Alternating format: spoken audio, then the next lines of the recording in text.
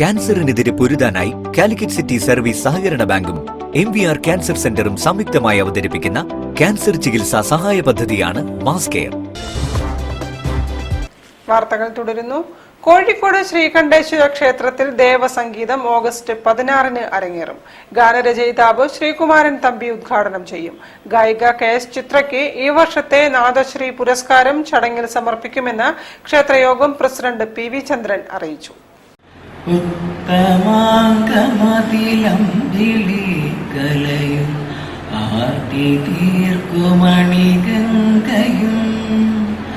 ചിത്തമോദമൊടിടത്തുഭാഗം അമരുന്ന പർവ്വതകുമാരിയും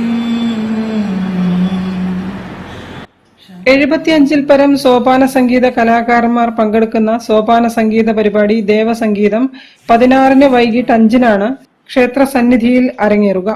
ശ്രീകണ്ഠേശ്വര ക്ഷേത്രത്തിലെ വാദ്യവിദ്യാലയത്തിൽ നിന്നും സന്തോഷ് കൈലാസിന്റെ ശിക്ഷണത്തിൽ സാമ്പ്രദായിക രീതിയിൽ സോപാന സംഗീതം അഭ്യസിച്ച 32 വിദ്യാർത്ഥികളുടെ അരങ്ങേറ്റവും ഇതിനോടൊപ്പം നടക്കും. വടക്കേ മലബാറിൽ ആദ്യമായാണ് സോപാന സംഗീതത്തിൽ ഇത്രയും വിദ്യാർത്ഥികൾ ഒരുമിച്ച് അരങ്ങേറ്റം കുറിക്കുന്നതെന്ന് ശ്രീകണ്ഠേശ്വര ക്ഷേത്രയോഗം പ്രസിഡന്റ് PV ചന്ദ്രൻ വാർത്താ സമ്മേളനത്തിൽ പറഞ്ഞു.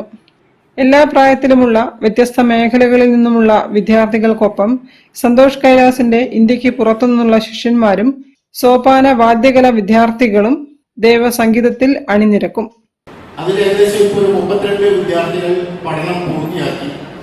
അതിൽ 18 വയസ്സ് മുതൽ 75 വയസ്സ് വരെ പ്രായമുള്ള പല തരക്കാരുണ്ട്, പല മേഖലകളിൽ നിന്ന് വരുന്ന ആളുകളുണ്ട്. ഒരു 18ഓളം സ്ത്രീകളാണ്, 14 പുരുഷന്മാരാണ്. ഇവരുടെ അരങ്ങേറ്റമാണ് ഈ 16-ാം തീയതി നടക്കുന്നത്. ചടങ്ങിൽ ശ്രീകുമാരൻ തമ്പിയെ ആദരിക്കും.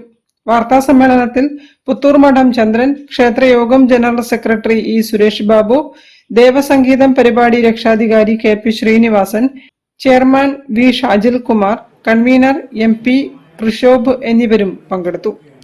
News bureau, Kozhikode. Boby Chemmanur international jewellers Kozhikode ഷോറൂമിന്റെ